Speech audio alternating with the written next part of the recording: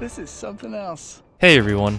And I know, what a claim. How in the hell does a franchise about a group of nerds who catch ghosts for a living have to do with a franchise that exists on a completely different planet featuring completely different species, races, and technology? But as you're gonna see by the end of this video, there are a lot of pieces that come together once you start looking at them. So the Elder Scrolls mystery I'm referring to in the title is the question of who are the ideal masters? And to even begin to answer that question, I need to back up a bit and provide some context. So within the games of the Elder Scrolls franchise, there exists places called the Planes of Oblivion. Basically what they are places of limbo where different Daedric princes, those are the evil gods in the game, live and rule over their claimed souls. And in total there are 16 different Planes of Oblivion.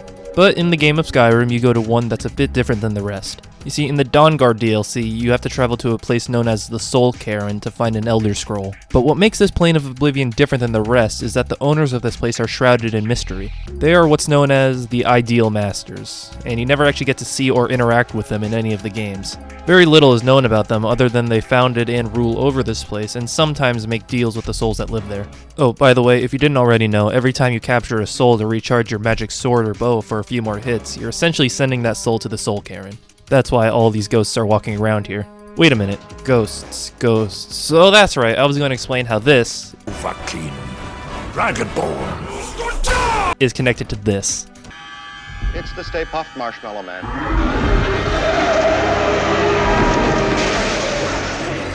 Actually, all of this mainly has to do with the Ghostbusters video game, which, by the way, I consider to be the true Ghostbusters 3. The plot of this game strangely connects with what little we know about these mysterious Ideal Masters. And it all starts with one character, Ivo Shandor. So let me give you a short rundown on his history as we know it. Ivo Shandor was a doctor and architect in the mid-1800s who thought that humanity was weak and would all be stronger if we just followed the great and powerful Gozer, a godlike entity from another dimension known for destroying stuff. So Shandor started a cult and performed a lot of sacrifices for Gozer, but also a lot of experiments as well. He then built an apartment building that would serve the purpose of siphoning paranormal energy to power a gate to bring Gozer into our dimension. That's of course the building we see in the first movie, and now you know how Gozer got there.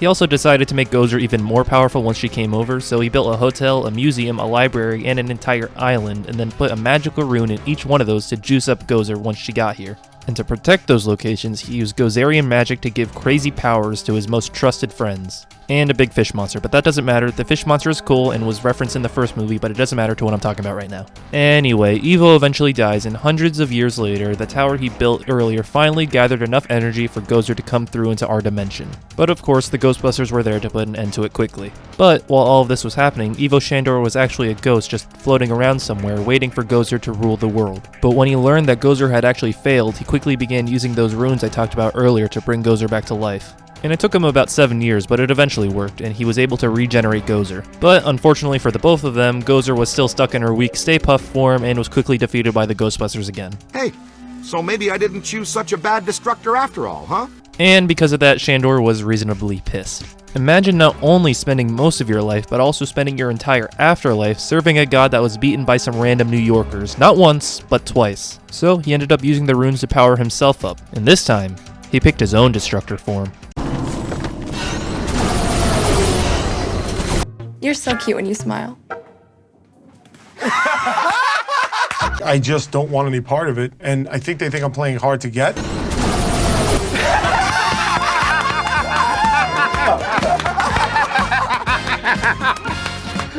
That's the only one I'm interested in. Now vowing to destroy and conquer Earth, he battles the Ghostbusters again, just to be defeated when they cross the streams. Hey, it beats how he died in Ghostbusters Afterlife. We can rule the world. But I didn't just tell you that Ivo history lesson for fun, even though I don't think enough people talk about how cool of a villain he is. If you don't have short-term memory loss, you'll know that I was talking about a completely different franchise when I started. So how does all of this connect? That's a question. That's a question. So my big claim for all of this, and the reason for this video's existence, is that I believe that Ivo Shandor and his close friends are the ideal masters that rule over the Soul Cairn in the Elder Scrolls universe.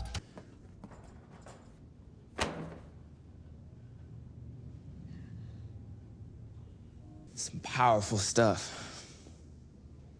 It's really something. I want to introduce it tonight. Oh, yeah, no, let's have a beat on that and think about that.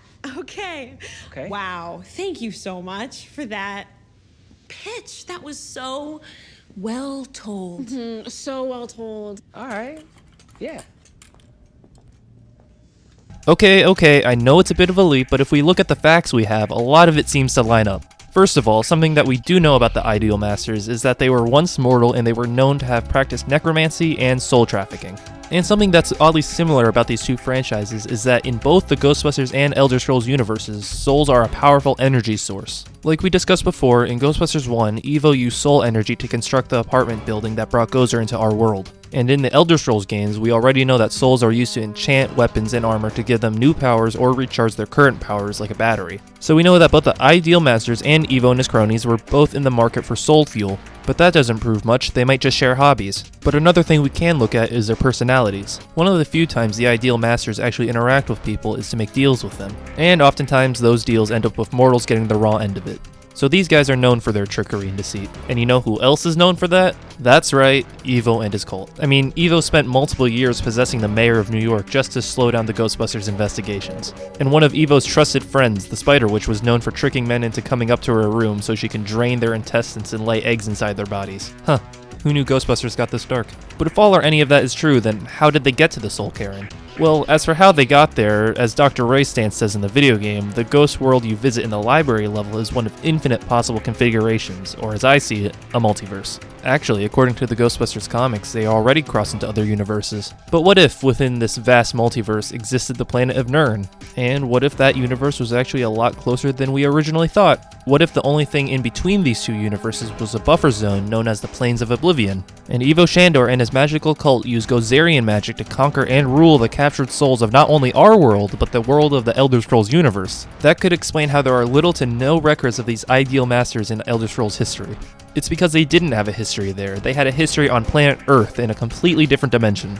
Also, if you look at Ivo and his friends individually, you could say that they're the ideal master of each of their skill set.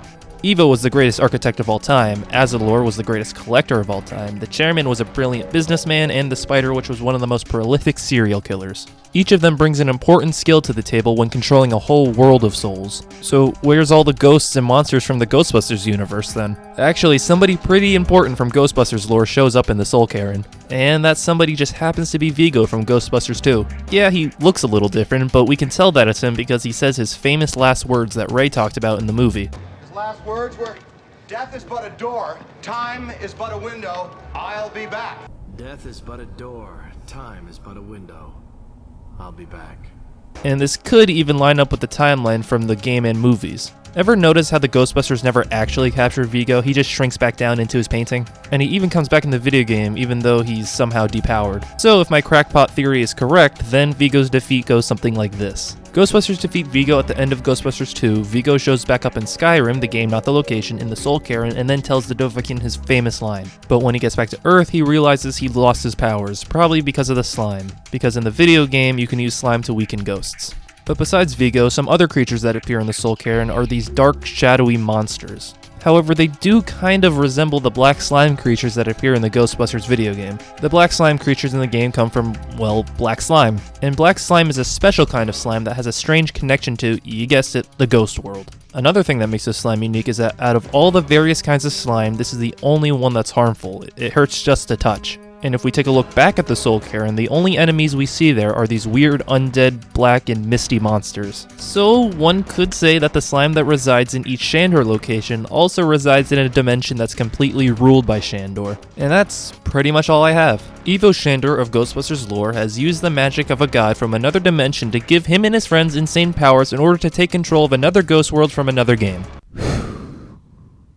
That's a lot of words. And before any hardcore fans get angry at the very possibility of this theory, just know that I don't seriously think that this was the story that Todd Howard came up with. I just thought it was funny how many things connected with each other once you looked at it. But whether you believe me or not, thanks for watching. Like it if you liked it, subscribe if you really liked it, and I'll see you next time.